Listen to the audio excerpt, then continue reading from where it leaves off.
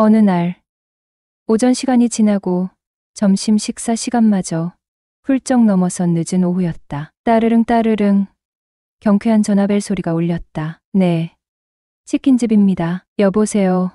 어머, 호 사장님이 직접 받으셨네요. 여기 동아아파트 A동 천이후 정희 엄마예요. 전화를 건 사람은 다름 아닌 동네 통장인 정희 엄마였다. 그녀는 동네에서 예쁘다는 소문이 자자한 사람이었다. 그냥 예쁘다 정도가 아니라 동네 아줌마들 사이에서 은근히 질투 섞인 시선을 받을 만큼 눈에 띄는 미모였다. 화장기 거의 없는 수수한 얼굴인데도 묘하게 사람을 끌어당기는 분위기가 있었다. 특히 웃을 때 살짝 접히는 눈가의 주름은 오히려 매력적이었는데 뭐랄까 세월이 빚어낸 농염함 같은 것이 느껴진달까. 쫙 달라붙는 검정 원피스를 입었을 때는 그 모습이 어찌나 야식꾸리하던지 상상력을 마구 자극했을 정도로 정말이지 숨이 막힐 정도였다. 나도 모르게 시선을 빼앗겨 멍하니 쳐다보게 되더군요. 아줌마 같지 않은 몸매 라인이 한몫했죠. 애 둘 딸린 아줌마라고는 상상하기 힘든 볼륨감이 감탄을 자아내기에 충분했으니깐요. 아, 예, 안녕하세요. 무슨 일이시죠? 혹시 지금 치킨 배달이 되나요?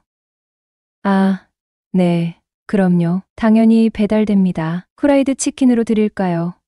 양념으로 드릴까요? 정희 엄마의 주문 전화에 피곤하던 내 얼굴이 금세 활짝 펴졌다. 양념 하나, 프라이드 하나 주세요. 네, 알겠습니다. 최대한 빨리 갖다 드릴게요. 혹시 콜라 서비스로 드릴까요? 네. 아무거나 괜찮아요. 근데 사장님이 직접 배달 오시나요? 왜 그러시죠? 무슨 문제라도 있나요? 평소 살갑게 대화를 주고 받을 정도의 친분은 없었기에 그녀의 말이 의아하였다. 아니요, 문제라니요. 그냥 여쭤본 거예요. 호호. 아, 네. 나도 멋쩍게 따라 웃었다. 정희 엄마 목소리만 들어도 싱글벙글 기분이 좋아져 나도 모르게 미소를 머금은 채 냉장고에서 싱싱해 보이는 닭 2마리를 꺼내 주방으로 향했다. 능숙한 솜씨로 닭을 먹기 좋은 크기로 자르고 튀김옷을 입혔다. 정성껏 치킨을 튀겨냈다. 노릇하게 튀겨진 닭을 건져 기름을 빼고 종이 박스에 싱싱한 야채 샐러드와 소금, 단무지를 차곡차곡 담았다. 닭은 식지 않도록 호일로 꼼꼼하게 감싼 후 박스에 넣었다. 냉장고에서 콜라를 꺼내 들고 스쿠터에 시동을 걸고 아파트 단지로 향했다. A동 엘리베이터에 올라 10층 버튼을 누르며 오랜만에 나서는 배달이 왠지 모르게 재미있다고 생각했다. 평소에는 배달 대행을 시키는데 그녀의 부탁을 어찌 거절할 수가 있겠는가 말이다. 그녀가 오늘은 어떤 옷을 입고 있으려나 살짝 설레어왔다. 바쁘더라도 이렇게 가끔 배달을 나가는 것도 나쁘지 않겠다는 생각에 조금은 들뜨기까지 했다. 딩동. 천이호 집 앞에서 벨을 누르고 닭과 콜라 박스를 든 채 목소리를 높였다. 배달 왔습니다. 잠시만요. 정희 엄마의 목소리가 문 너머로 들려왔고 곧이어 철컥철컥 도어락 풀리는 소리가 들렸다. 문이 열리는 순간 정희 엄마가 눈부신 미소와 함께 모습을 드러냈는데 긴팔롱 원피스 위에 부드러운 가디건을 걸치고 있었는데도 숨길 수 없는 매력이 흘러나왔다. 어머, 사장님이 직접 오셨어요? 정희 엄마는 특유의 살짝 콧소리 섞인 목소리로 다시 한번 나에게 말을 건넸다. 그녀의 환한 미소는 내 마음을 순간 녹여버리는 듯했다. 평소 동네에서 보던 수수한 모습과는 달리 집 안에서 편안하게 차려입은 그녀는 훨씬 더 여성스럽고 매혹적인 분위기를 풍겼다. 순간 심장이 쿵하고 내려앉는 듯했다. 배달을 핑계로 그녀의 집 안까지 들어오게 되다니 묘한 분위기는 어쩌면 오늘 뭔가 예상치 못한 일이 벌어질지도 모른다는 불길한 예감이 스쳐 지나갔다. 잠시만요. 그녀는 현관에서 지갑을 가지러 안방으로 들어갔다. 집에는 혼자 있는 듯했다. 혼자 사는데 통닭을 2마리나 시키다니 손님이 오시려나? 잠시 그런 생각을 하며 현관 바닥에 콜라와 치킨 박스를 내려놓았다. 늦가을이라 바깥 날씨는 쌀쌀했지만 현관 안은 난방 때문에 훈훈하다 못해 후끈거릴 정도였다. 가만히 서 있는데도 땀이 송골송골 맺혔다. 호호. 사장님이 직접 배달 오실 줄은 몰랐네요. 아유, 요즘은 워낙 경기가 안 좋아서 인건비라도 줄여보려고요. 혹시 사장님, 많이 바쁘세요? 아니요 뭐, 딱히 바쁜 건 없는데, 왜 그러시죠? 그럼, 잠깐 앉아서 차라도 한잔하고 가세요. 그녀는 자연스럽게 내 손을 잡아 이끌었다. 이건 또 무슨 괴수작일까? 처음 전화 통화할 때부터 뭔가 수상하다 여겼는데 무슨 꿍꿍이가 있는 게 분명하였다. 신발을 벗고 어색하게 거실 안으로 들어서자 정희 엄마는 현관문을 닫고 쪼르르 달려와 사장을 소파로 안내했다. 집이 참 좋네요. 그래요?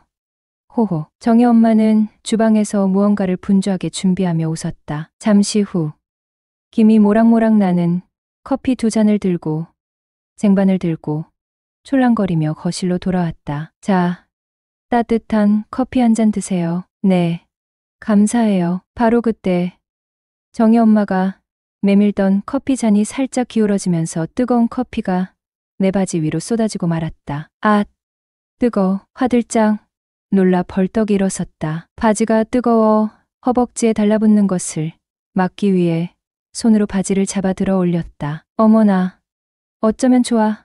죄송해요. 정희 엄마는 당황하며 주방으로 달려가 행주를 가져왔다. 나는 젖어버린 바지를 움켜쥔 채 어쩔 줄 몰라 하며 서 있었다. 어머, 꽤 많이 쏟았네요. 어떻게? 행주를 들고 온 정희 엄마는 내 앞에 무릎을 꿇고 앉아 행주로 바지에 묻은 커피를 닦아내기 시작했다. 묘한 상황이었다. 순간 나도 모르게 침을 꿀꺽 삼켰다. 아, 망했다 오늘 밤. 잠은 다 잤네. 아유, 사장님, 안 되겠어요. 바지 벗어 주세요. 제가 얼른 빨아드릴게요. 건조기에 돌리면 금방 말라요. 1시간도 안 걸릴 거예요. 정희 엄마는 안방으로 들어가더니 잠시 후 헐렁한 반바지를 들고 나왔다. 죄송해서. 괜찮아요. 제가 실수한 건데요, 뭘. 어서 갈아입고 오세요. 이게 대체 무슨 상황이지? 얼떨떨한 기분으로 화장실에서 반바지로 갈아입고 나왔다. 내가 지금 뭐 하는 짓인가? 이래도 되나? 픈 생각도 잠시 나도 모르게 그녀가 시키는 대로 고분고분 행동하고 있었다. 어머, 사장님, 운동 좀 하셨나 봐요? 네. 하하. 예전에 축구를 좀 했었어요. 그녀가 나를 위아래로 한참을 훑어보는데 머리가 쭈삣쭈삣 서면서 이 상황이 도저히 이해가 되질 않았지만 언제 또 이런 경험을 해보겠는가 말이다. 그냥 흘러가는 대로 즐기기로 했다. 아유, 제가 덜렁거려서 괜히 이런 실수를. 바쁘실 텐데 붙잡아서 죄송하네요. 아닙니다.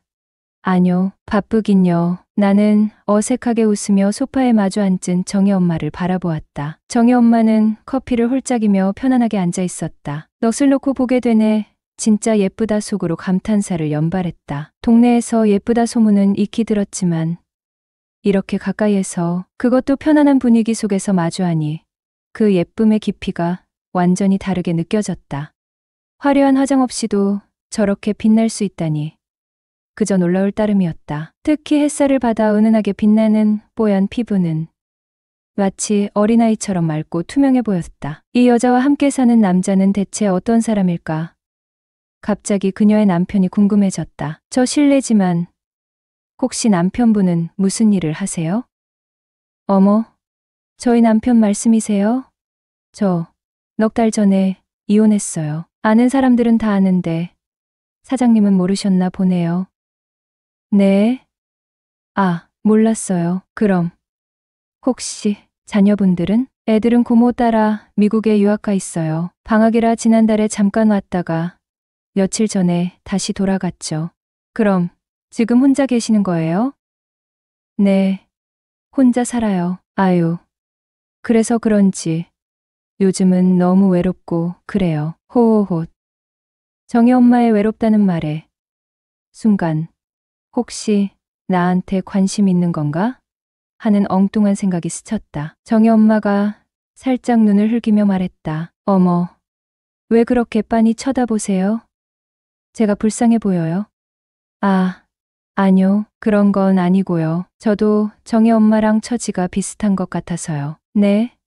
사장님도요? 네, 저도 아내랑 이혼 얘기가 오가면서 각방 쓴 지 꽤 됐거든요. 저도 외롭기는 마찬가지예요. 속마음 털어놓을 곳도 없었는데 정희 엄마께서 외롭다고 하시니 갑자기 동질감이 느껴져서요.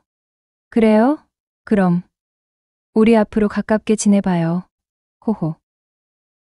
안녕하세요. 저는 서울 토박이로 50대 초반을 맞은 평범한 남자입니다. 지금에서야 털어놓는 이야기지만 제 젊은 날은 롤러코스터 같았어요. 시작부터가 좀 남달랐다고 해야 할까요? 대학교 졸업장도 받기 전에 덜컥 속도 위반으로 결혼이라는 인생의 급커브를 틀어버렸으니까요. 지금 생각하면 조금 부끄럽기도 하지만 또 한편으론 그때의 선택 덕분에 지금의 제가 있는 것 같기도 합니다. 20살 캠퍼스의 낭만이 채 가시기도 전이었죠. 대학교 신입생 환영 동아리 모임에서 지금의 아내 수연이를 처음 만났어요. 그날 벚꽃잎이 흩날리는 캠퍼스 벤치에 앉아 처음 이야기를 나누던 순간이 아직도 생생해요. 아내는 맑은 눈빛과 해맑은 미소를 가진 보면 볼수록 빠져드는 매력적인 사람이었어요. 싱그러운 새싹처럼 풋풋했던 우리의 연애는 그렇게 시작되었죠. 캠퍼스 잔디밭에 돗자리를 펴고 도시락을 나눠 먹고 도서관에서 몰래 손을 잡고 밤늦도록 전화 통화를 하며 서로의 꿈과 고민을 나누었죠. 수연이는 밝고 긍정적인 에너지가 넘치는 사람이었어요. 힘든 일이 있어도 금방 털어내고 웃는 모습이 낯이 햇살 같았죠. 엉뚱하면서도 순수한 면도 있어서 가끔은 저를 웃게 만들기도 하고 또 때로는 진지하게 인생에 대해 이야기하며 서로를 깊이 이해해 나갔습니다. 그때는 정말 세상이 온통 장밋빛으로 물든 것처럼 행복했어요. 서로의 눈만 봐도 웃음이 터져 나왔고 함께 있는 시간은 마치 시간이 멈춘 듯 느껴졌으니까요. 하지만 그 장밋빛 세상에 갑자기 예상치 못한 빨간불이 켜졌습니다. 어느 날 수연이로부터 임신 소식을 듣게 된 것이죠. 그야말로 속도 위반 딱지였습니다. 졸업을 코앞에 둔 혈기왕성한 대학생에게 결혼과 아이라는 단어는 벼락처럼 다가왔네요. 미래에 대한 막연한 불안감과 책임감이라는 무거운 짐이 어깨를 짓눌렀죠. 솔직히 처음에는 당황스럽고 두려웠죠. 하지만 수연이의 눈물을 보고 뱃속의 작은 생명의 존재를 느끼면서 저는 도망칠 수 없다는 것을 깨달았어요. 그렇게 우리는 남들보다 훨씬 이른 나이에 어쩌면 무모하고 철없는 객기였을지도 모르지만 결혼이라는 현실에 용감하게 뛰어들기로 결심했죠. 젊은 날들은 정말이지 고생스러움 그 자체였네요. 낭만적인 캠퍼스 생활은 꿈처럼 사라졌고 저는 갓 20살을 갓 넘긴 어린 나이에 가장이라는 무거운 왕관을 써야 했으니까요. 하지만 부모님의 반대를 무릅쓰고 한 결혼이었기에 금전적인 지원을 전혀 받지 못한 상태에서 등록금은 물론이고 당장 분유값, 기저귀값,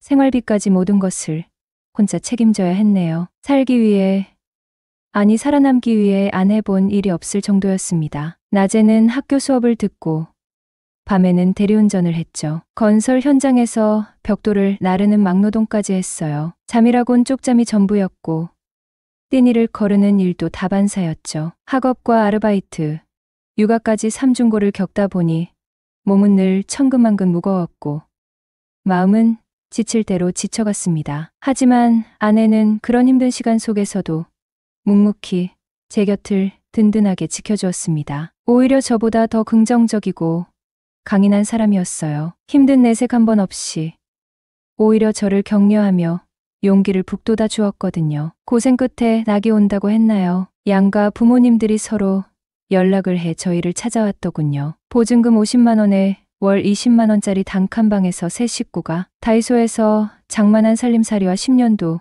넘은 중고 가전제품들을 보시더니 눈물까지 흘리며 저희 사이를 인정해 주셨네요. 이후 금전적인 지원을 받으면서 무사히 대학을 졸업하여 20년 넘게 직장 생활을 하였고 어느새 퇴직한 지도 벌써 1년이 넘어가네요. 퇴직 후 1년 정도 쉬다 보니 너무 답답해서 더 나이 들기 전에 뭔가 활동적인 일을 해보고 싶더군요. 친구 녀석들과 이런저런 얘기 끝에 치킨 가맹점을 한번 해보면 어떻겠냐고 하더군요. 후배 하나가 가맹점 사업을 하는데 창업이나 한번 해볼래? 어떤 곳인데? 숯불치킨으로 유명한 곳이라고. 맛도 좋고 부산에선 줄 서서 먹을 정도로 꽤 유명한 곳이야. 요즘 치킨집이 한 집 건너 하나씩 있는데 장사가 되겠어. 아니, 일반 치킨집이 아니고 숯불치킨이잖아. 기름에 튀기는 거랑은 다르지? 그리고 본점이 이미 인스타 맛집으로 유명해서 오픈빨도 괜찮을걸. 그날 친구의 권유로 치킨 호프집을 시작하게 되었죠. 장사 시작 후 의욕이 넘쳤습니다. 평생 남 밑에서 월급만 받던 사람이라 내 사업을 한다는 생각에 설레기도 하였고, 힘들지만 장사 마감할 때 매출점표를 보면 뿌듯하기도 하고, 돈 버는 재미가 생겨나니 쉬는 날도 없이 가게 문을 열고 닭 튀기고 배달 가고 밤낮 없이 장사에 매진하였죠. 그러면서 아내와 사이가 점점 소원해져 갔습니다. 20살에 결혼을 하였으니 함께 산 지가 30년도 넘었잖아요. 그러니 남녀가 아니라 가족이란 단어가 더 잘 어울리는 사이라고 할까요? 원래도 애정 없이 의리로 지낸 사이였는데 제가 장사를 시작하면서 더욱더 멀어졌죠. 그래서 아내도 집에만 있기 심심하고 지겹다며 공인중개사 공부를 한번 해보고 싶다면서 학원을 다니기 시작했어요. 그러다 아내가 5살 연하의 학원 동기랑 바람이 나서 결국 이혼을 하게 되었습니다. 새로운 설렘의 시작점.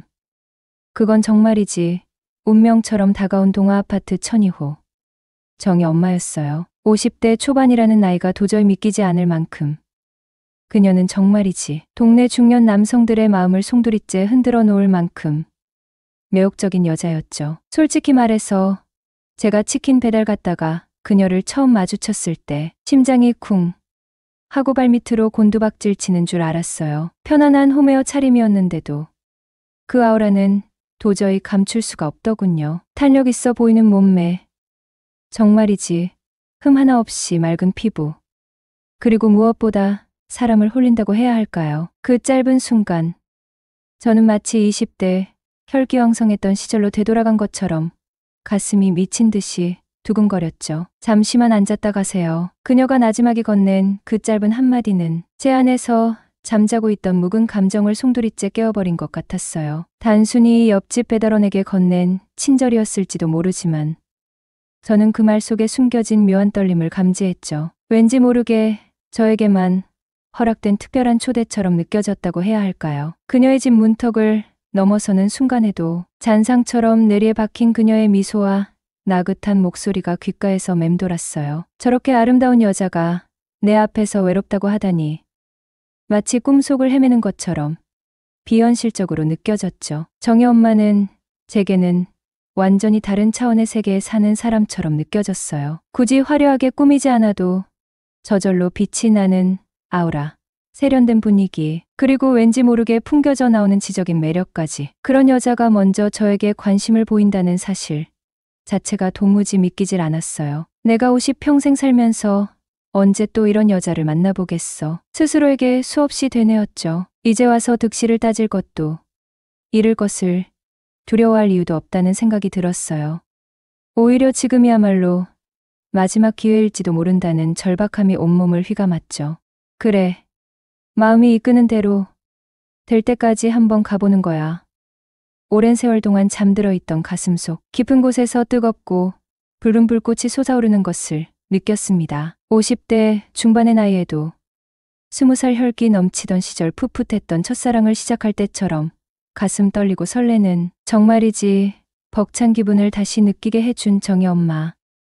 그녀는 제게 잊고 지냈던 젊음과 꺼져버린 줄 알았던 열정을 다시금 일깨워준 은인이었어요. 어쩌면 그녀에게라면 제 영혼이라도 내 모든 걸 다 내줘도 전혀 아깝지 않다고 맹세할 수 있을 정도로 강렬하게 끌렸으니까요. 하나뿐인 딸은 이미 결혼해서 제 곁을 떠났고 30년 넘게 해로했던 아내는 딴 남자랑 눈이 맞아 미련 없이 집을 나가버렸으니 텅 빈 집에는 차가운 외로움만이 따리를 틀고 있었죠. 정희 엄마는 캄캄한 어둠 속에 갇혀있던 제게 한 줄기 빛과 같은 새로운 희망이자 메마른 일상의 단비를 내려줄 삶의 활력소 그 자체였어요. 그렇게 시작된 콩깍지 사랑은 엘리베이터에서 우연히 다시 마주친 것을 계기로 정희 엄마와 술잔을 기울이게 되면서 마침내 하룻밤 만에 뜨겁고 격렬한 불꽃 같은 사랑으로 활활 타올랐어요. 하지만 행복도 잠시 꿈결 같았던 며칠 후 정희 엄마가 예상치 못한 이야기를 조심스럽게 꺼내더군요. 사실 그녀가 제게 먼저 접근했던 이유가 단순한 호감이나 외로움 때문만은 아니었다는 충격적인 고백이었죠. 정희 엄마는 눈물을 글썽이며 자신이 끔찍한 부동산 투자, 사기를 당해 빚더미에 올라앉게 되었다고 털어놓았습니다. 믿었던 지인에게 사기를 당해 전 재산을 날리고 남편과 이혼까지 하게 되었다는 가슴 아픈 사연이었죠. 그녀에게 남은 건 전 남편에게 받은 것이라곤 용자가 무려 70%나 낀 지금 살고 있는 아파트 한 채뿐이었다고 합니다. 가정주부였던 그녀가 변변한 직업도 없이 매달 쏟아지는 대출, 이자와 원금을 감당하는 건 도저히 불가능한 일이었고 결국 아파트는 곧 경매로 넘어갈 위기에 처했다는 절박한 상황이었어요. 숨막히는 침묵 끝에 정희 엄마는 떨리는 목소리로 제게 돈을 빌려달라는 정말이지 가슴 아픈 부탁을 해왔습니다. 당장 급한 불을 끄려면 5천만 원이라는 거금이 필요하다고 했어요. 솔직히 고백하자면 그 정도 금액은 제게 그리 큰 돈은 아니었어요. 있어도 그만 없어도 그만인 정도의 돈이었죠. 무엇보다 제 눈앞에서 눈물 짓는 그녀를 차마 외면할 수 없었어요. 이미 깊이 빠져버린 제 여자친구였으니까요. 그래서 저는 망설임 없이 사용증 한 장 없이 선뜻 5천만 원을 빌려주었습니다. 하지만 집에 돌아와 혼자 곰곰이 생각해보니 문득 불안한 그림자가 드리워지는 것을 느꼈습니다. 정희 엄마가 저를 만나기 위해 처음부터 계획적으로 접근한 것은 아닐까 하는 섬뜩한 의심이 꼬리를 물고 피어올랐죠. 왜냐하면 저는 동네에서 순진하고 어리숙하다고 소문이 자자했고 알부자라는 소문까지 파다하게 퍼져 있는 상태였거든요. 게다가 아내와 곧 이혼한다는 소문까지 났으니 정희 엄마 입장에서 저 김 사장이야말로 호구 하나 제대로 물어서 노후 걱정 없이 편하게 먹고 놀 팔자를 펴기에 딱 좋은 먹잇감이구나 생각하고 저에게 의도적으로 접근한 것은 아닐까. 점점 더 의심은 걷잡을 수 없이 커져만 갔습니다. 밤잠까지 설쳐가며 고민하던 끝에 다음 날 아침 저는 정희 엄마에게 조심스럽게 속마음을 털어놓기로 결심했습니다. 카페에서 마주 앉아 숨을 크게 들이쉬고 떨리는 목소리로 솔직하게 물어봤어요. 자기 혹시 나를 돈 때문에 만난 거야?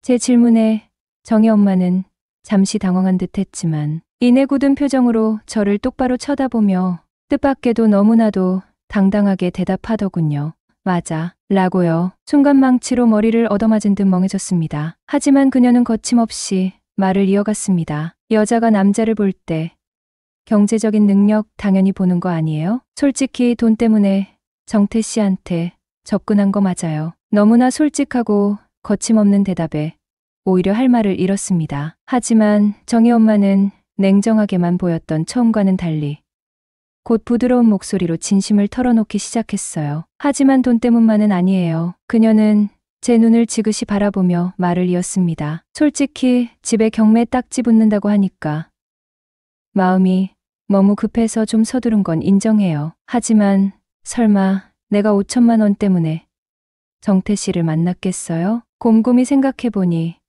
그녀의 말에도 일리가 있었습니다. 정희 엄마 정도의 빼어난 외모와 매력이라면 5천만 원은 물론 그 이상의 돈을 쉽게 벌 수 있는 방법은 얼마든지 있었을 테니까요. 무엇보다 솔직히 말해서 그녀의 미모와 아찔한 몸매는 제 기준에서 정말이지 넘사벽 수준이었거든요. 제가 한참이나 기울 정도였으니 5천만 원 때문에 저 같은 평범한 중년 남자를 만날 이유는 없었을 겁니다. 정희 엄마는 쑥스러운 듯 미소를 지으며 뜻밖의 이야기를 덧붙였습니다. 사실 원래부터 정태 씨를 아주 좋게 보고 있었어요. 동네 사람들이 입을 모아 칭찬하는 제 이야기는 그녀의 귀에도 이미 들어갔던 모양입니다. 가정적이고 책임감 많고 성실한 사람이라고 동네 아줌마들이 입이 닳도록 칭찬하는 소리를 하도 많이 들어서 김 사장님은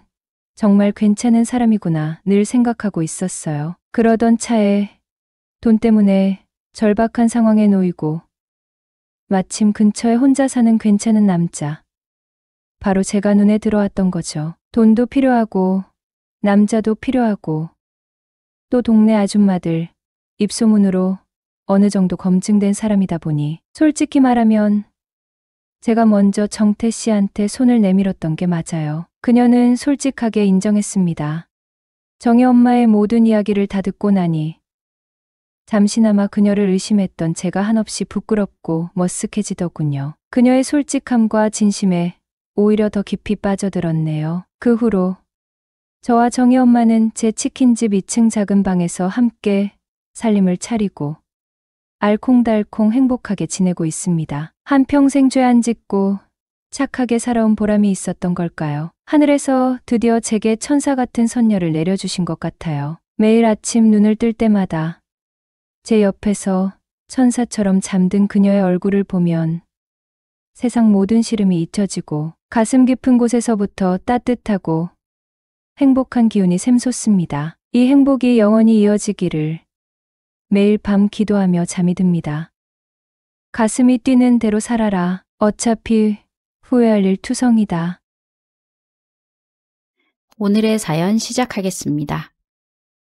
재수씨, 안녕하세요. 남편의 친구 5명이 우르르 한꺼번에 집 안으로 들어온다. 호호, 안녕하세요. 어서 들어오세요. 앞치마에 물 묻은 손을 닦으며 소영은 신혼 집들이에 온 남편 친구들과 차례로 인사를 했다. 어떻게 5명이 다 같이 와? 나로 오면 재수씨 불편할 거 아니냐. 우리가 그 정도 매너는 있지. 혹시 누가 늦으면 밥도 못 먹고 기다려야 될까봐 이 형님의 아이디어로 다들 제 시간에 모여서 같이 들어오기로 했지. 야, 나는 집 나오고 한참 걸어오다가 구두 짝짝이로 신고 나온 거 알고도 그냥 왔다. 니들이 나 기다릴 텐데 혹시 나 늦을까봐. 네가 무슨 우리 생각해서 그랬겠냐? 늦으면 벌금 30만 원이라고 해서 그런 거지. 무슨 벌금을 30만 원씩이나? 맘 편하게들 오시지. 재수씨, 이놈들 처음부터 편하게 대해주시면 집으로 매일 쳐들어옵니다. 독하게 다뤄야 한다고요. 지는 아닌 것처럼 얘기하네. 황영민, 네가 제일 심해 임마. 오랜만에 대철의 집에서 만나 친구들은 시끌시끌하다. 자기야, 내 친구들 누군지는 다 알지? 결혼식 때 인사하고 결혼사진 보면서 자기가 하도 얘기를 많이 해서 모를 수가 없네요. 대철이가 우리 중에 첫 스타트 끊을지는 몰랐는데 축하한다 짜식. 남편의 오랜 친구인 영민은 중학교 때부터 친구이다. 같은 대학에 들어가고 직종도 비슷해 남편과는 가장 죽이 잘 맞는다고 한다. 대철과 소영이 본격적으로 사귀면서 제일 먼저 소개시킨 친구도 영민이었다. 영민은 그 당시 여자친구가 있어 넷이서 더블 데이트도 하고 여름에는 워터파크에 가기도 하며 허물없이 지낸 사이이다. 제일 친한 영민이 결혼식 사회를 봐주기도 했는데 신랑의 건강함을 증명해야 한다며 하객들 앞에서 신부인 소영을 안고 앉으며 소영아, 일어서며 사랑해를 5번 시키며 대철과 소영에게 평생 씻을 수 없는 굴욕을 안겨준 장본인이다. 그것도 가장 아름답고 고귀한 결혼식 날의 말이다. 이건 대철에게 미리 얘기가 되지 않은 거라 대철은 대략 난감했다. 소영이 몸무게가 꽤 나가는 터라 일가 친척 다 모인 결혼식장에서 아내를 안고 일어서다 혹시라도 바닥에 내팽개치는 불상사가 생긴다면 평생을 아내에게 구박을 당하며 살아야 할 터였다. 대철은 마른 여자보다는 소영처럼 몸집이 좀 있고 넉넉한 여자가 좋았다. 실제로 소영은 성격도 둥글둥글하고 편안한 스타일이다. 미리 운동이라도 해둘걸. 영민이 저 자식 3번만 시키지 5번은 무리인데. 하지만 내 오늘 여기서 죽는 한이 있어도 5번 성공하고야 만다. 비장한 각오로 대철은 소영을 안아들었다. 소영이 웨딩드레스를 입으려고 다이어트를 해서 10kg를 감량했다고 했지만 미션을 성공시키기엔 역부족이었다. 대철은 3번째, 소영을 잡고 일어서려고 용을 쓰다 그만 뒤로 나자빠지고 말았다. 그러면서 소영은 대철을 깔아뭉개고 그 위에 앉은 꼴이 되고 대철은 밑에 깔려 끽소리 한 번 못 내고는 소리 없는 눈물을 흘렸다. 아, 망했다. 저 자식. 3번만 시키지. 그럼 할 수 있었는데. 결혼식장은 온통 웃음바다가 되고 객석에서는 신부에게 이 결혼 아직 끝나지 않았으니 다시 생각해보라는 야유가 터져 나오기도 했다. 그때 소영은 누워있는 대철을 안아들고 대철아 사랑해! 를 크게 외쳤고 결혼식장에서는 휘파람과 박수 갈채가 터져 나왔다. 예식장에서도 역대급 환호였다고 했다. 신혼여행 마치고 집으로 돌아와 짐 정리를 하면서 나온 결혼식 동영상을 보면서 소영과 대철은 한참을 웃었다. 대철은 소영의 이런 점이 참 좋다. 마냥 남자에게 기대고 해달라고 바라지 않고 본인이 적극적으로 나서는 능동적인 여자이기도 하다. 그러면서도 포근한 매력이 외모보다 더 크게 돋보였다. 대철은 다시 한번 소영과 결혼한 것은 자기 평생에 제일 잘한 일이라고 칭찬했다. 그나저나 대철아, 너 다리 힘은 좀 길렀냐? 이렇게 평생 친구들한테 놀림감은 되었지만 말이다. 다리 힘 하면 또 나 아니냐? 영민이 자기 허벅지를 손바닥으로 팍팍 치며 자신감을 드러낸다. 넌 나한테 안 된다. 이 형님이 요즘 축구로 다져진 몸이시라 너네 다 덤벼도 안 돼. 다들 입만 살아서는. 그러지 말고 우리 다리 씨름 해보자. 여기서 승자가 제일 센 거니까 앞으로 토달기 없기. 식탁 의자를 2개 마주보게 가져다 놓고는 2사람씩 앉아서 다리 씨름을 하기 시작했다. 한 사람은 다리를 양쪽으로 벌어지지 않고 꼭 모으고 있어야 하고 한 사람은 다른 사람의 다리가 벌어지도록 해야 이긴다. 자, 여기 사랑의 묘약, 뮤지컬 티켓 2장을 경품으로 걸겠습니다. 대철 씨와 같이 보러 가려고 했는데 그날 대철 씨 일이 있어서 아쉽지만 우리는 다음 기회에 보기로 하고 평소에 마음에 들었던 여자분한테 같이 공연 보러 가자고 하면 100% 데이트 보장합니다. 역시 재수 씨. 그럼 시작해 볼까? 제일 부실한 대철이가 먼저 해라. 상대는 그 다음 약한 진수. 시작! 시작하자마자 대철의 다리가 진수에 의해 쫙 벌어져 버리고 만다. 아, 수치스러워. 내가 오늘 당장 헬스 끊는다. 넌 임마 운동 좀 해라. 그렇게 둘씩 대결을 하다 결승전에는 영민과 승환이 올라갔다. 둘은 막상막하였고 그 어느 대결보다 열띤 양상을 보였다. 결국에는 영민이 이겼고 승환은 다리를 문지르며 바닥에 나뒹굴었다. 내 다리 쥐났어 쥐! 야, 졌으면 깨끗하게 인정해야지 핑계를 대냐. 영민은 의기양양해져서는 큰소리치며 한껏 턱을 쳐들고 거만한 눈빛으로 친구들을 둘러본다. 친구들은 모두 아니 꼽다는 표정이 역력하지만 결과가 눈에 뻔히 보이니 뒤집어 엎을 수도 없다. 열심히 운동해서 다음에 다시 덤벼보는 수밖에. 고생들 하셨어요. 그럼 이 뮤지컬 티켓은 약속대로 오늘의 우승자인 허벅지 씨름왕 황명민 씨에게 드리겠습니다. 배고프실 텐데 이제 차려놓은 음식 맛있게 드시고 편하게 놀다 가세요. 친구들은 밥을 먹으면서도 다들 맛있다며 연신 대철이 장가 잘 갔다. 재수씨 주위에 좋은 여자 있으면 소개시켜달라 한마디씩 거들며 즐거운 분위기의 식사가 끝나고 소파에 둘러앉아 커피를 마시고 있었다. 어느새 이야기는 또 결혼식 때 대철이 소영을 안고 일어서다 나동그라진 사건으로 돌아가 있었다. 니들이 나중에 직접 해봐야 내 마음을 알지. 불편하게 딱 붙는 양복 입고 사람은 움직이니까 무게중심 잡기도 힘들어. 그냥 다리 씨름하는 거랑 차원이 다르지. 대철은 자신의 실패에 대해 억울함을 강력히 어필했지만 친구들은 콧방귀도 끼지 않았다. 오늘도 다리 씨름에서 대철이 제일 약체인 것이다. 영민은 계속 투덜거리는 대철에게 그럼 지금 소영씨 안고 앉았다 일어서기 5번 다시 해봐. 성공하면 이제 결혼식 때 실패했던 얘기는 더 이상 여기 있는 사람들은 죽을 때까지 입 밖에 내지 않기. 어때? 다들 고개를 끄덕였다. 대철은 비장하게 소영을 불렀다. 소영은 대철이 자기를 안아들기도 전에 남편이 친구들한테 평생 놀림감이 되겠구나 생각이 들어 얼른 대철 씨 어제 허리 삐끗했다고 했는데 괜찮아? 괜히 무리하다가 더 아프면 큰일 나니까 허리 다 낫고해요. 그러고는 한 곱이 넘겼다 생각한 소영은 다시 독하게 다이어트를 해야겠다고 다짐했다. 대철은 소영의 지원에 지금 본인이 실력을 보여줘야 할 일이 사라지자 힘이 좀 들어가서는 다시 씨름하고 여자 안고 앉았다 일어서는 건 또 달라 하니 친구들끼리 그렇다 아니다 의견이 분분했다. 네가 못했다고 나도 못할 것 같냐? 난 충분하지. 영민은 소영에게 잠시 실례 좀 하겠습니다 하더니 소영을 번쩍 안아들고는 가볍게 5번을 앉았다 일어섰다. 친구들은 환호와 박수를 보내고 영민은 내친김에 5번을 더 채워 10번을 했다. 소영은 굴러떨어지지 않으려 영민의 목에 팔을 두르고 깍지를 꼭 끼고 있었는데 영민이 소영의 몸 전체를 긴 팔을 이용해 잘 받쳐주고 있어서 점점 긴장이 풀리고 편안하게 안겨 있을 수 있었다. 겉으로 내색은 안 했지만 영민의 힘과 안정감에 감탄이 절로 나왔다. 한참을 가벼운 술상까지 잘 받아먹은 친구들은 오랜만에 당구나 한 게임 하자며 올 때처럼 갈 때도 한꺼번에 우르르 빠져나갔다. 새신랑인 대철도 함께.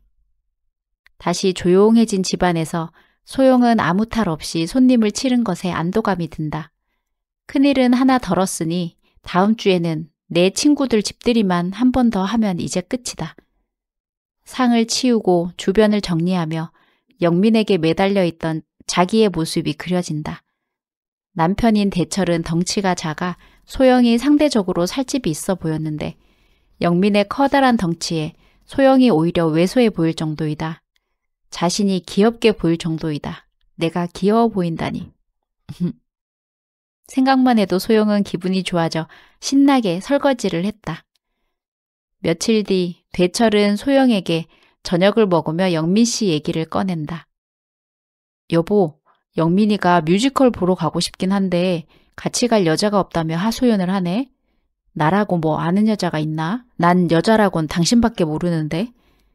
호호, 대철 씨도 참. 이럴 때까지 어필 제대로 하네요. 근데 당장 내일이라 내 친구를 소개시켜 주기도 그렇고 난감하네. 영민이가 그 뮤지컬은 꼭 보고 싶어서 지 혼자라도 보러 갈 거라네. 영민 씨가 그런 취미가 있는 줄은 몰랐네. 겉으로 보기에는 운동이나 몸 움직이는 쪽으로 더 좋아할 것 같은데. 그 자식은 두루두루 다 좋아하지. 취미생활도 많이 하는데 공연도 많이 보러 다니더라고. 뮤지컬, 연극, 영화 두루두루 당신만큼 좋아할걸? 당신 무지 보고 싶었던 거니 남눈표 버리지 말고 당신이 영민이하고 같이 관람하는 건 어때? 내가 영민이한테 당신 에스코트 빈틈없이 잘하라고 해놓을게. 나야 그럼 너무 좋긴 한데 영민 씨가 불편해하지 않을까? 영민이는 자기랑 보는 것도 괜찮대. 혼자 쓸쓸하게 뮤지컬 보고 밥 먹고 하는 거 처량했는데 동지 생겨서 좋다고. 그럼 나도 좋아요. 실은 티켓 넘겨주고도 내내 너무 아까웠거든. 그럴 줄 알았어. 티켓 넘기는 손이 좀 발발 떨리는 것 같았어. 호호, 아까워하는 게 그렇게 티가 많이 났나? 다음 날 공연장 앞에서 만난 영미 씨는 나를 보자 웃으며 긴다리로 성큼성큼 다가온다. 소영 씨, 저녁은 먹었어요? 아니요, 아직. 영민 씨는요? 저도 소영 씨랑 먹으려고 아직 식사 전입니다. 호호, 그럼 아직 1시간 반 남았으니 공연장 안에 있는 커피숍에서 간단하게 먹고 시간 되면 들어갈까요? 그러죠. 저는 여기 오면 꼭 콥 샐러드하고 와플을 먹는데 소영 씨에게도 권하고 싶네요. 네, 그럼 추천해 주시니 기대해 볼게요. 영민이 주문한 메뉴는 모두 소영의 입맛에도 딱 맞았다. 어쩜 이렇게 하나를 해도 소영과 잘 맞는지 신기할 따름이다. 영민도 소영과 얘기를 하며 알면 알수록 소영과 공통점이 많고 잘 통한다는 걸 느끼고는 대철이가 아니라 자기랑 결혼해야 하는 거 아니냐며 우스갯소리를 했다. 소영도 웃으며 그러게요. 응수했다. 티켓의 좌석은 2층 VIP석으로 양쪽 돌출된 부분으로 관람하는 인원 둘만 있을 수 있는 곳이었다. 공연을 아래로 내려다보며 즐길 수 있도록 되어 있는 곳이라 공연이 시작되고 소등을 하자 다른 사람들의 시선은 완전히 차단되는 비밀스러운 공간이 되었다. 사랑의 묘약. 제목답게 남녀 주인공은 노래를 부르고 춤을 추며 서로의 사랑을 상대방에게 표현한다. 역시 재밌다. 재밌다는 말로는 표현하지 못할 정도로 감동이다. 소영이 한창 공연에 빠져 눈을 떼지 못하고 관람하고 있는데 옆에서 영민의 시선이 느껴졌다. 왜요, 영민 씨? 크게 말은 하지 못하고 영민의 귀에 입을 가져다 대고는 작게 속삭였다.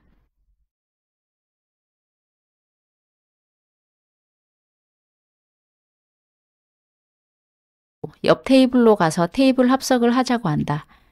여자 2명이서 왔던 옆 테이블은 민호를 쳐다보고는 이내 자리에 앉아있는 남자를 힐끗 쳐다본다. 이쪽에는 무관심한 듯 술잔을 기울이고 있는 남자가 꽤 괜찮아 보이는 걸 확인하고서는 둘이서 쑥덕거리더니 긴 생머리 여자가 좋아요 한다. 민호는 여자 2명을 대동하고 거들먹거리며 자리로 돌아왔다. 테이블은 이제 4명이 앉는 걸로 다시 세팅이 되었다. 술은 뭘로 드십니까? 전 소맥으로 할게요. 오, 술 좀 할 줄 아시네요. 호호, 그런가요? 술을 잘 마시는 건 아닌데. 그럼 제가 맛있게 한 잔 말아드리죠. 긴 생머리 여자가 먼저 소맥을 마신다니 민호는 쿵짝을 맞춰준다. 그럼 이렇게 짝은 맞춰지는 건가? 준석은 옆에 있는 단발머리 여자를 바라보았다. 새침하게 앉아있는 폼이 본인은 이렇게 남자들 만나는 게 별로 내키지 않는다는 폼이다. 그래도 이렇게 합석을 했다는 건 반은 넘어왔단 얘기다. 준석은 안주는 뭘로? 하고 단발머리 여자에게 물어봤다. 과일하고 감자튀김 괜찮으세요? 오, 새침한 것 같기는 해도 상대방에게 의견을 묻는 걸 보니 생각보다 괜찮은 여자인가 싶다. 우리 그냥 술만 마시면 재미없으니까 게임할까요? 왕게임 어때요? 그럼 이 소주 뚜껑이 가리키는 사람이 왕 하기로 하죠. 민호와 긴 생머리 여자는 마치 오래전부터 만나왔던 사람인 양 죽이 척척 맞는다. 민호는 얼른 소주 뚜껑으로 꼬리를 만들고는 테이블 위에서 휘릭 돌린다. 4명의 눈은 모두 소주 뚜껑으로 집중되었다. 우와, 내가 왕이다. 처음이니까 가볍게 시작해볼까? 1번, 3번, 손 깍지 끼고 10초간 마주보기. 긴 머리 여자가 1번, 준석이 3번이다. 둘이서 양손 깍지를 끼고 마주보자 옆에서 민호가 호들갑을 떨며 1, 2, 3 하며 숫자를 세기 시작한다. 말이 10초지 실제로는 1분은 되는 것 같다. 처음엔 둘 다 쑥스러워 어찌할 줄 모르다가 준석이 장난으로 눈에 힘을 주고 긴 머리 여자의 눈을 뚫어져라 쳐다보니 여자의 볼이 점점 붉어지고 고개가 점점 숙여진다. 단순히 눈만 쳐다봤을 뿐인데 큰일 치른 사람같이 숨이 가쁘다. 숨막히는 10초가 지나가고 깍지를 푸는데 여자가 미련이 남은 듯 천천히 손을 뗀다. 이번에는 내가 왕? 긴 머리 여자가 왕이 되었는데 민호는 대놓고 자기 번호를 알려준다. 저는 3번입니다. 미수가 너는 몇 번이야? 난 2번. 단발머리 여자는 작지만 확실하게 얘기한다.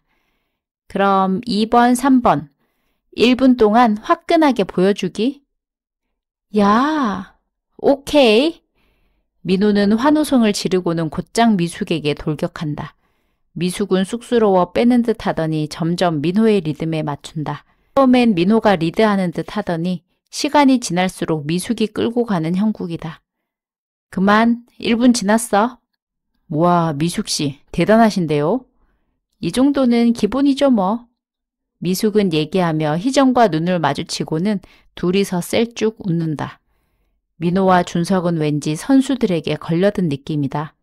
그럼 우리 왕게임은 그만하고 서로 원하는 파트너 파악은 됐을 테니 이제 서로 파트너하고 둘이서 시간 가지는 게 어때요?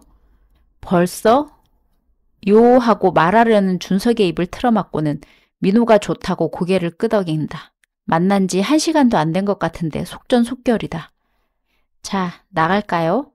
단발머리 여자 미숙이 준석에게 남은 술잔을 내밀며 먼저 말을 건넨다. 준석도 술잔을 들어 건배를 하고 남은 술을 마시고는 자리에서 일어섰다. 남은 민호와 희정은 그새 러브샷을 하며 둘만의 세계에 빠져 있다. 딱히 인사를 할 필요도 없을 것 같아 인사도 생략하고 그 자리를 빠져나왔다. 역시 주말밤이라 그런지 여기저기 호프집은 사람들로 그득하고 길가에 펼쳐놓은 야외 테이블도 만석이다. 준석은 보통 술집에서 술을 진탕 마시고는 다음날 깨보면 아, 같이 있었구나 할 정도로 술을 많이 마신 상태에서 여자랑 둘이 있어는 봤는데 이렇게 맨정신에 여자랑 나란히 걷는 게 오랜만이다. 술 더 마실래요? 도저히 밍숭맹숭한 게 견딜 수 없어 술이나 더 마시자고 했더니 미숙은 네, 그럼 좋은 데로 가요 하며 준석을 잡아끈다. 어디로 가냐고 물어보기도 못해서 그냥 따라가다 보니 앞뒤로 오가는 사람들이 점점 많아진다. 하천에서 운동하는 사람, 자전거 타는 사람 모두 즐거운 표정이다. 저 사람들이 보면 우리도 저녁 먹고 같이 산책하러 나온 신혼부부처럼 보일까? 아님 연인? 준석은 혼자 실없는 생각을 하며 옆에서 팔짱을 끼고 걸어가는 미숙을 쳐다봤다. 만약 이 여자와 결혼을 한다면 어떨까? 점점 나이가 드니 조금이라도 가능성이 있는 여자만 보면 그 여자와 같이 하는 결혼 생활을 꿈꿔본다. 상상 임신도 아니고 상상 결혼이다. 들어오세요. 미숙이 먼저 집 안으로 들어서며 준석에게 말을 건넨다. 20분 정도 걸어서 도착한 곳은 미숙의 원룸이다. 준석의 방과는 냄새부터 다르다. 애 화장품 냄새, 그리고 뭔가 따뜻하고 포근한 느낌, 그리고 말티즈 강아지 한 마리. 하얀 손뭉치가 이리저리 뛰어 매달리며 미숙을 반긴다. 가만히 있으면 인형으로 보이는 작은 놈이다. 강아지 덕분인지 낯선 곳에 들어섰다는 어색함보다 편안함이 느껴진다. 술 더 마시고 싶어 하는 것 같은데 난 집에서 마시는 술이 제일 맛있더라. 방건조 오징어는 구워서 마요네즈와 간장 소스를 곁들여 내오고 오뎅탕도 끓이고 밖에서 사 먹는 거 부럽지 않다. 어느새 집에서 입는 편안한 옷으로 갈아입은 미숙은 반바지에 소매가 없는 티를 입고 앞에 앉았다. 외출복을 입고 있을 때보다 지금이 앳되어 보이고 마음도 동한다. 술상을 펴고 바닥에 앉아서 한잔 하려고 하니 강아지가 내 다리 위로 올라와 자리를 잡는다. 자연히 나도 모르게 놀고 있는 한 손은 강아지를 쓰다듬게 된다. 콩이가 아니라 내가 그렇게 안고 싶은데 뺏겼네. 이따 실컷 안게 해줄게. 조금만 참아. 지금은 이 녀석 먼저. 너무 귀여워서 주머니에 넣어가고 싶네. 혹시 준석 씨가 강아지 싫어하면 어쩌나 걱정했는데 다행이다. 우리 콩이도 준석 씨 마음에 드나 보다. 암컷이지? 잘생긴 건 알아가지고. 호호, 안 뺏기게 조심해야겠네. 한 잔, 두 잔 술을 마셔도 취하지 않고 정신이 또렷해지는 건 왜 그럴까? 마음에 드는 여자가 앞에 있으니 자연 긴장이 되고 자꾸 조바심이 나서 그런가 보다. 티를 내지 않으려고 했는데 다 눈치를 챈 건지 미숙은 술은 이제 그만 마시고 본격적으로 어때? 진작에 바라던 바야. 근데 콩이 눈빛이 너무 부담스러워서 집중이 잘 안 돼. 곧 익숙해질 거야. 자꾸 콩이 보지 말고 나를 봐. 강아지가 옆에서 너무 뚫어지게 쳐다보고 있으니 사람도 아닌데 왜 이렇게 신경이 쓰이는 건지. 그러면서도 한 번도 경험해 보지 못한 색다른 느낌이라고 할까? 미숙과 합은 잘 맞으니 이 집에 자주 올 것이라는 느낌이 든다. 그때마다 콩이 놈도 같이 할 텐데. 강아지가 말을 못해서 다행이라는 생각이 들었다. 본 것들을 다 떠벌리고 다닌다면. 준석은 또 쓸데없는 생각을 다 하네 하며 피식 웃는다. 미숙은 궁금해하는 표정으로 준석을 쳐다보는데 옆에 있는 콩이와 표정이 똑같다. 그러고 보니 강아지 상이네. 성격은 고양이처럼 새초롬하면서. 이불을 들추고 옆자리를 팡팡 두들기니 미숙과 콩이 모두 들어와 눕는다. 이거야 원. 둘 다 내가 책임져야 할 작고 귀여운 생명체로 느껴진다.